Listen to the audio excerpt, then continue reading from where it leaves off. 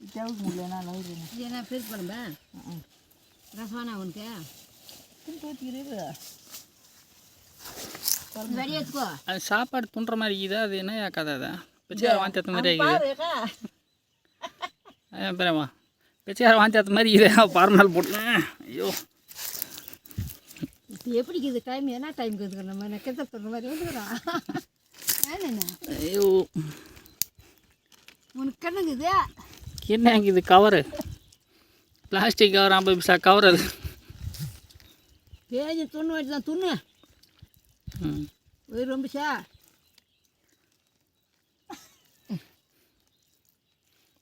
ஏன் சரிங்களா பெறாம துணுக்கிறாள் திச்சுங்கிறாள். அது உடம்பெல்லாம் பார்ப்பாங்க துணுக்கு போட்டோ கிட்ட பிடிக்காது. நான் தோலை போய் பார்த்துக்கிறேன். ஒன்றே எப்படி அவங்கள மட்டும்தான். சரிப்பா ஏன்னா என்ன ஆத்திர ஆத்திரம் சொல்கிறாங்கன்னா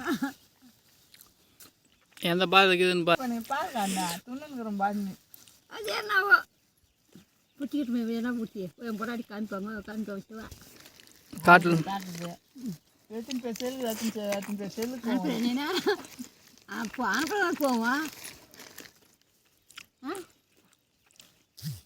அனுப்புகிறேன் பேலன்ஸ் நம்பர் இருக்குதுல்ல அவன் செல்லுக்கு கூட போவோம். இப்போ வா எங்கள் அம்மா எப்படி சொல்கிறாப்பா புட்டிமா வராங்கன்னா போதும் நம்ம சோறு தானே துணுக்கிறோம். ஏன் புட்டி பார்த்துங்க நம்ம ஏன்னா காடு வாழ்ந்தது ஊர் போடணும் அவ்வளோதான்.